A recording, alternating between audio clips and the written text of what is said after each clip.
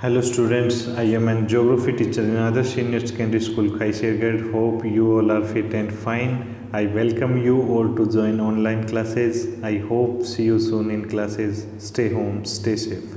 Today we'll be discuss about chapter second कौन सा है? विश्व जनसंख्या वितरण, घनत्व और वृद्धि।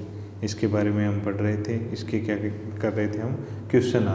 क्वेश्चन आंसर हमने फर्स्ट ये क्वेश्चन कर लिया था, सेकंड का फर्स्ट और सेकंड और थर्ड ये कर लिए थे, और थर्ड का भी फर्स्ट और सेकंड कर लिया था। फोर्थ का हमने फर्स्ट जो पार्ट है वो भी कर लिया था। इसके क्या है, आज हम करेंगे इसका सेकंड पार्ट कौन सा है? जननांकिकीय संक्रमण की 3 अवस्थाओं की विवेचना कीजिए। आपको क्या करनी है, इसमें विवेचना करनी है कि कौन कौन सी अवस्थाएं हैं। तो ये आपको क्या है, सीधा ये क्वेश्चन आपको जो लास्ट के अंदर जो आपने टॉपिक पढ़ा है उसके अंदर आपको दे रखी है, जननांकिकीय संक्रमण की 3 अवस्थाएं। तो वो वहाँ से आपको लिखना है पेज नंबर 14 पे राइट हैंड साइड में। तो इसमें क्या हो जाएगी? प्रथम अवस्था में उच्च प्रजननशीलता व उच्च मृत्यंता होती है। मतलब कि जन्म दर भी उच्च होती है और मृत्यु दर भी उच्च होती है। मतलब कि जन्म लेने वाले भी अधिक होते हैं और मरने वाले भी अधिक होते हैं, क्योंकि लोग महामारियों और भोजन की अनिश्चित आपूर्ति से, लोग क्या है उस टाइम क्या होता है, महामारी से और भोजन की अनिश्चित आपूर्ति, मतलब कि निश्चित रूप में भोजन है क्या है उनके पास में नहीं पहुंचता है, से होने वाली मृत्युओं की क्षतिपूर्ति अधिक पुनरुत्पादन से करते हैं। मतलब कि उत्पादन अधिक करके, मतलब कि जन्म दर क्या है बढ़ा करके इनकी क्षतिपूर्ति है वो करते हैं। जनसंख्या वृद्धि धीमी होती है। जनसंख्या वृद्धि क्या होती है? क्योंकि मरने वाले ज़्यादा होंगे, जन्म लेने वाले भी ज़्यादा होंगे, लेकिन जन्म लेने वाले ज़्यादा की अपेक्षा मरने वाले भी ज़्यादा हैं, तो वृद्धि दर क्या हो जाएगी? कम हो जाएगी। और अधिकांश लोग खेती में कार्यरत होते हैं। जो प्रथम जो अवस्था होती है उसमें क्या होता है कि लोगों का मुख्य व्यवसाय क्या होता है? खेती पे ही निर्भर करते हैं। जीवन प्रत्याशा निम्न होती है। मतलब कि जीवन की जो मूलभूत आवश्यकताएँ होती हैं, मतलब कि वो ही पूर्ति हो पाती है, अन्य भौतिक सुख सुविधाएँ नहीं होती है, जिससे क्या है कि जीवन प्रत्याशा निम्न होती है। अधिकांश लोग अशिक्षित होते हैं। लोग क्या होंगे? अशिक्षित होंगे और उनके प्रौद्योगिकी स्तर निम्न होगा। तो सीधी सी बात है कि अशिक्षित होंगे तो जो उद्योग धंधे या टेक्नोलॉजी से क्या है मनुष्य क्या है इतना जुड़ नहीं पाएगा, तो उसके क्या स्तर क्या होगा? निम्न। 200 वर्ष पूर्व विश्व के सभी देश इसी अवस्था में थे। आज से 200 वर्ष पहले थे वो लगभग सारे देश इसी अवस्था में आते थे। जो जननांकिकीय संक्रमण की पहली जो अवस्था है उसमें आते थे। अभी भी कई देश आते हैं, लेकिन अधिकतर देश इसमें आज के टाइम में नहीं आते हैं। अगली जो अवस्था है वो क्या है? सेकंड, द्वितीय अवस्था में क्या है? प्रारंभ में प्रजननशीलता ऊंची बनी रहती है। प्रारंभ में क्या है कि जो दूसरी स्टेज आती है तो उसमें क्या है कि पहले तो प्रजनन दर है वो तो अधिक रहती है, लेकिन समय के साथ घटती जाती है, मतलब धीरे धीरे कम होते जाते हैं। जैसे आप देख सकते हो कि आपके माता पिता हैं, अधिकतर के माता पिता की बात कर रहा हूँ, मतलब एक आधा वो अपवाद भी हो सकता है। जैसे कि अधिकतर माता पिता हैं वो क्या है 3-3, 4-4 उनके भाई बहन या वो हैं, और उससे भी ऊपर आप दादा वाली पीढ़ी में देखोगे तो वहाँ क्या है किसी के कोई 6 होते थे, कोई 7 होते थे, 10 तक चले जाते थे। तो वहाँ क्या है उस टाइम क्या है प्रजननशीलता क्या थी? ऊंची थी।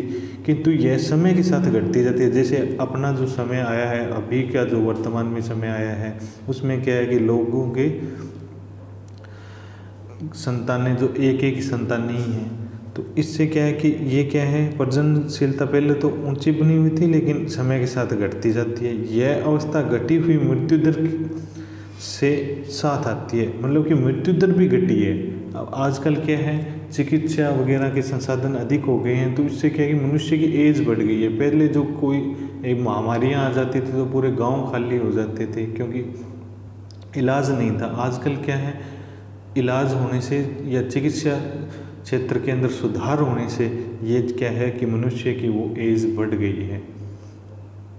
स्वास्थ्य संबंधी दशाओं में व स्वस्थता में सुधार के साथ मृत्यता में कमी आई है, जिससे क्या है कि मृत्यु कम होने लगी है। क्योंकि अतः इस अंतर के कारण जनसंख्या में होने वाला शुद्ध योग उच्च होता है, मतलब कि मरने वाले कम हो जाएंगे और जन्म लेने वाले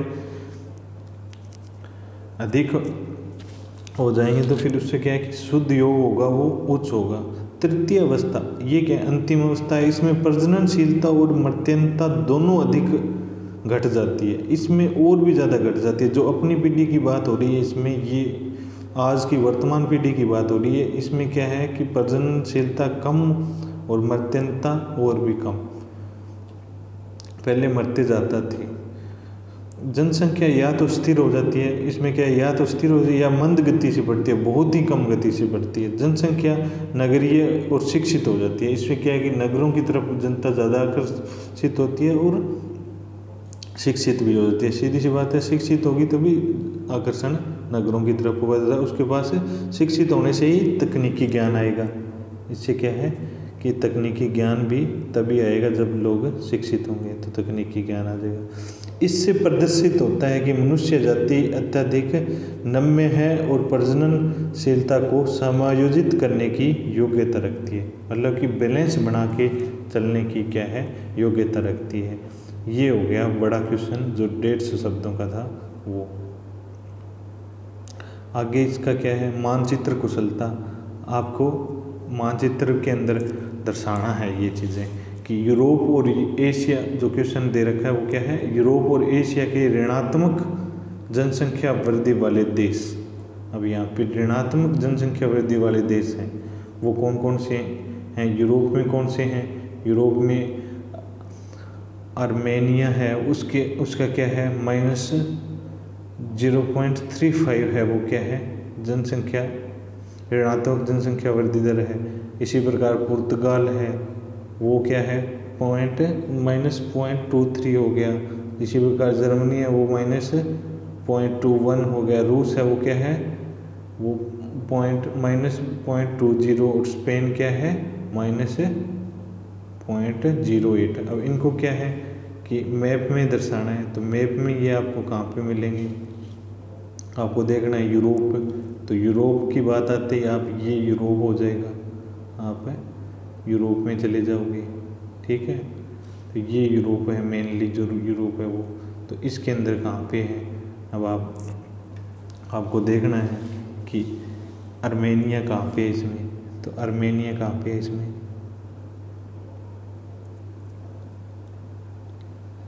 ये जो आपको दिखा रखा है इसमें दिखाई नहीं दे रहा, लेकिन ये आपको बता देता हूँ। ये जो है यहाँ पे छोटा सा, वो क्या है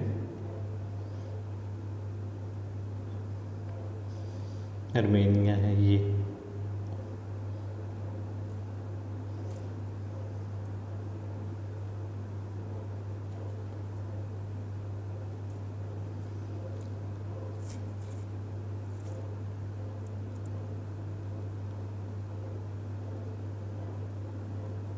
ये है यूरोप और इसमें ये है आर्मेनिया।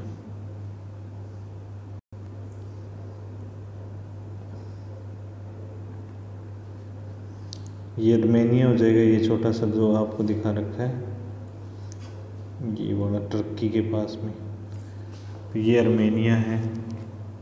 आगे कौन सा है, पुर्तगाल। तो पुर्तगाल कहाँ पे है, ये रहा पुर्तगाल। ये जो हरे हरा जो है वो क्या है पुर्तगाल। इसके पास ही क्या है स्पेन है, स्पेन आ जाएगा ये। और इसके बाद में साथ में कौन सा है रसिया, ये रसिया आ गया।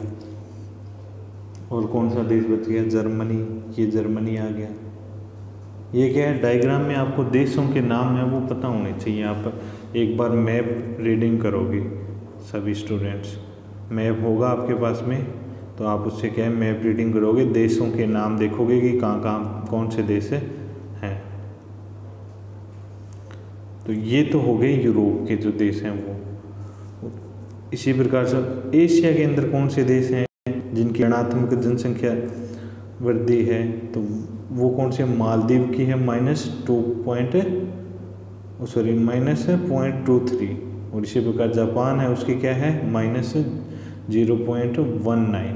तो ये कहाँ पे हैं मानचित्र में, ये है यहाँ पे,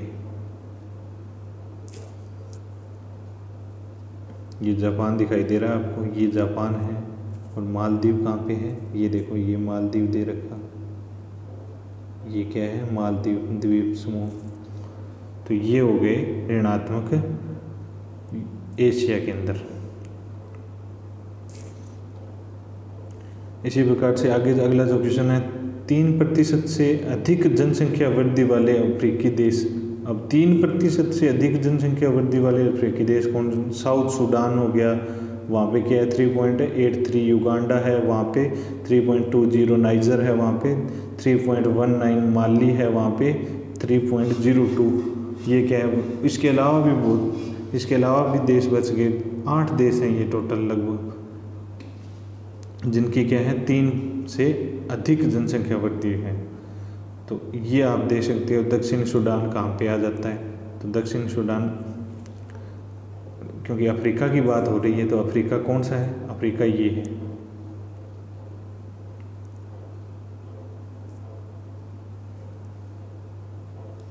अफ्रीका की बात आए तो आपको पता होना चाहिए कि अफ्रीका कौन सा है, तो ये अफ्रीका है टोटल सारा। अफ्रीका में अब कौन सी हो रही है, सूडान, साउथ सूडान की बात हो रही है, तो साउथ सूडान कौन सा हो जाएगा, ये तो है सूडान, और इसके नीचे जो क्या है ये रहा साउथ सूडान, ये हो गया। युगांडा, अब आपको युगांडा देखना है, तो युगांडा कहाँ पे है, ये क्या है ये रहा युगांडा, ये युगांडा हो गया। इसके बाद नाइजर, ये नाइजर हो गया। नाइजर और नाइजीरिया अलग अलग हैं, क्योंकि नाइजर के नीचे जो क्या है नाइजीरिया, नाइजर है। और इसके अलावा माली, ये रहा माली, ये हो गया जो येलो। तो इस प्रकार से आपको ये डायग्राम में दर्शाने हैं। ओके स्टूडेंट्स, आज के लिए इतना ही। Thank you, have a nice day. जय हिंद, जय भारत।